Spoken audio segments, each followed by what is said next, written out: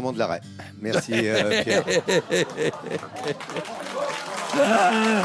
Non mais ça va pas. Une carte postale qui était répandue au siècle dernier. Voilà. Mais vous savez, oui, vous voyez, les effets étaient extrêmement efficaces. Dans l'arbre d'ailleurs, donc il remet les gaz pour décoller. Non, mais autre chose. Non. Et vous voulez que je vous parle de mon cul aussi, non? Quand tu es là, on se dit qu'est-ce qu'il a, le gars? Mais depuis, d'ailleurs, la mode a disparu. Personne après moi n'a osé refaire. Ah, mais non. Quelqu'un avait ça, Rocamadour. Ce serait... Non, mais c'est vrai. Il y aurait des autoroutes qui arriveraient ici. Absolument, il y aurait... Ce serait un lunapark. Il y aurait un aéroport international à 10 km. Ah, parce que tu touches aussi, hein, on l'a vu avec les animaux. Alors là, vraiment... Je mets la main dedans, voilà. voilà. Sexe en toute impunité. Ben, on l'a vu, là. Ah, voilà. Je vois pourquoi tu t'adresses à moi. Mais Hélène, qu'est-ce qui t'arrive? Pourquoi?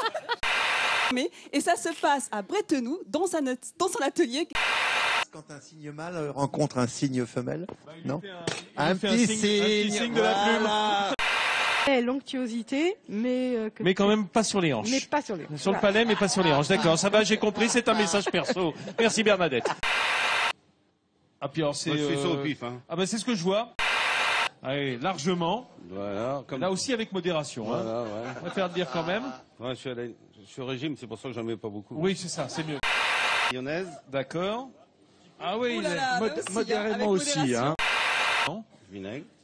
Ah bah oui, quand même. En fait, c'est un truc que je n'avais jamais vu.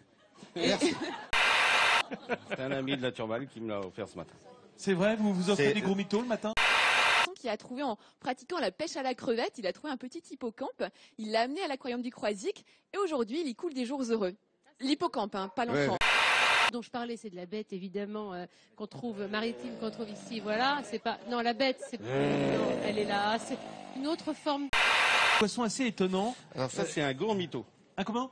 Ça s'appelle un gourmito. Un gourmito. Il y en a plein en télé. Comme le bouillon a redonné vie aux pommes de terre. Hein, elles bougent comme des Bernard l'ermite là au fond de ce plat.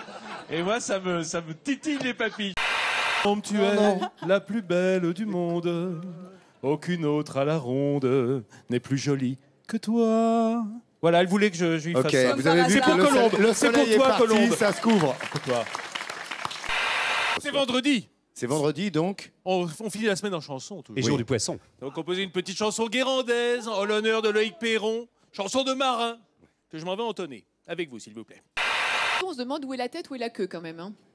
Oui, mais il faut regarder les yeux. Quand il y a les yeux bleus... Ah d'accord.